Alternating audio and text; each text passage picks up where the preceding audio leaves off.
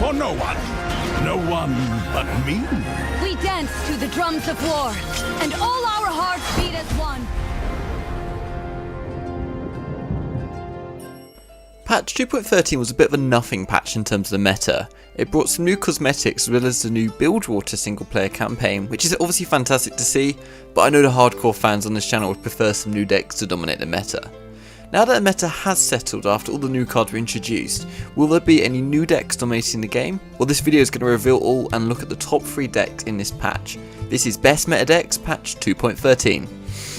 The data presented here is analysed by BomberTV using MOBA analytics. He's a master tier player with a background in game theory and game design. He took the most winning archetypes into master tier, excluding ones with small play rates, analysed their key properties on why they are so strong. Link to his channel is in a pinned comment and in the card above. Please remember to like and subscribe and turn on the bell notifications too. So let's dive in. This is Zed Sivir Combo and features cards primarily from Shurima but with lots of support from Owner 2. It's mainly a combo deck but features a lot of aggressive traits too, like lots of low costing cards with 29 cards costing 3 or less mana. It's actually quite budget as well with no epic cards actually needed. This is an aggressive combo deck, meaning that it can both kill fast but also kill you in a single turn. The idea behind the deck is to buff your units with very good keywords, like double attack from Flurry of Fists or barrier and lifesteal from Spirit's Refuge. Flurry of Fists grants one ally 1 damage and quick attack.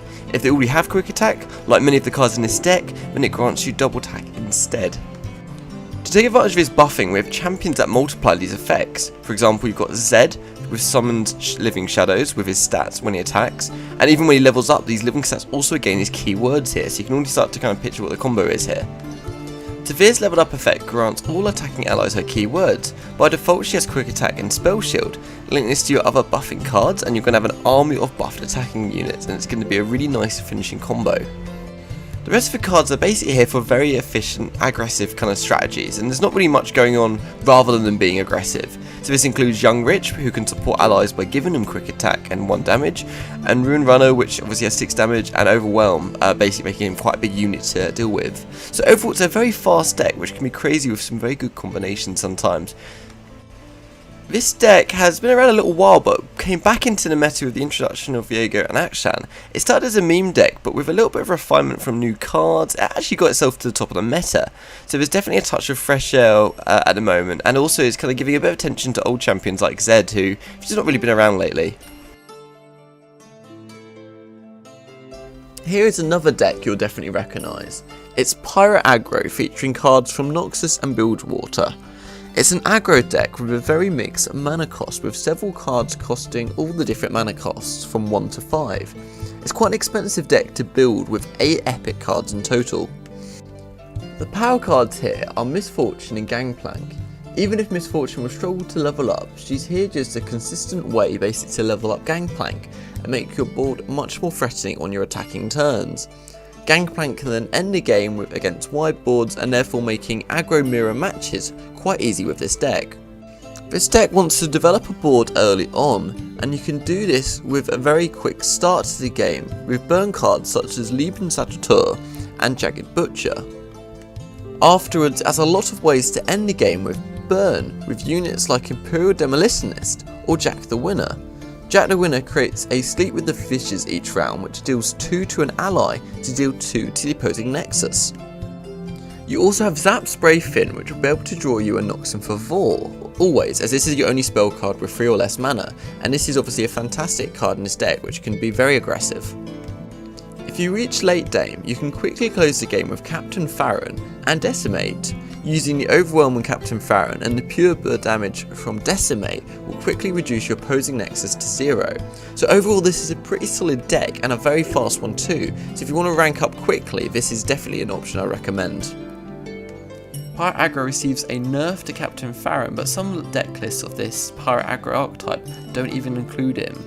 So even if they do, you're going to have such a strong aggressive opener with 2 Decimates that's probably going to be more than enough for this deck, so I'd say it's basically unchanged.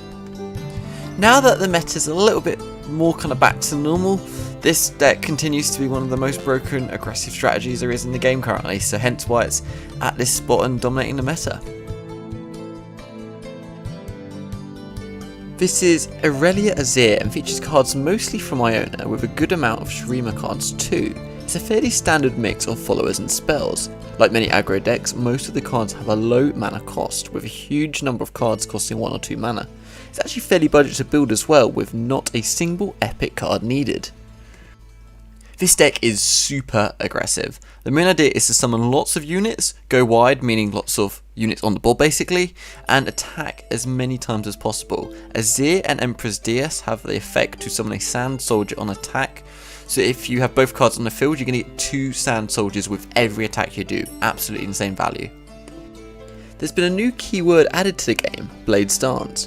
Blade Stance starts a free attack with that many summoned blades, and in a separate attack phase, a bit like Scouts. Lots of units cards revolve around this mechanic, including Ribbon Dancer and Blossoming Blade in this deck. The Sand Soldiers from Azir and Empress Diaz effect will also be summoned on these Blade Dance attacks, meaning you're going to get a very wide board with lots of pressure.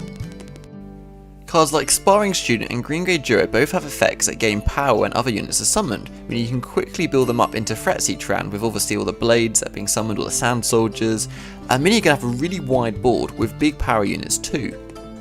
Combining all the Blade Dance combos with all the Sand Soldier attacks means you can have pretty explosive attacks starting from as early as turn 3, often levelling up Azir or Irelia by turn 4. This means you can access their leveled up effects super quick and close the game nice and early. This deck's pretty hard to counter, to be honest. The best 2 options are using variants of Fiora, even combining her with Feylord, Shurima, or even Targon. By using Fiora, you can take advantage of all the blades and Sand Soldiers that your opponent's going to be attacking with, and use this to help level up Fiora very early, often not letting your opponent be able to play Blade Dance cards because they're scared that one of these blades is actually going to lead to Fiora basically killing 4 opposing units and winning the game for them. So basically you can really get them scared to actually use what the deck obviously Azir Irelia thrives for. Another counter to Azir Irelia, ironically, are burn decks, and the most effective of them right now is Noxus Shurima Aggro, which ironically features Azir once again. With this burn deck, you're looking to simply be more aggressive than your opponent and beat them over the finish line. You're going to be out trying to aggressive them. You can find a more detailed version of this deck in basically on how to counter them, and BomberTV's done these, and you can find it in the card above. At this point it seems that there isn't really a fix for this deck, and the fact it's dominating another meta yet again, even with all the nerfs that the deck's received, it's a bit of an indicator something's wrong here, and hopefully Riot address this, but I don't know how to. How would you change this deck? So I bet loads of you are frustrated to see the same old decks in this video again, or at least 2 of them. I personally quite like Zed Sivir being in the meta, but it'd obviously be nicer to have at least 2 out of the 3 decks here being fresh and new in this kind of post expansion meta. What nerfs do you reckon will sort this? Because I'd love to hear your suggestions on this. The data presented here is analysed by BomberTV using MOBA Analytics. He's a Masters tier player with a background in game theory and game design. He took the most winning archetypes into Master tier, excluding ones with small play rates, analysed their key properties on why they are so strong. Link to his channel is in a pinned comment and in the card above. What do you think is the best deck right now? I would love to hear in the comments.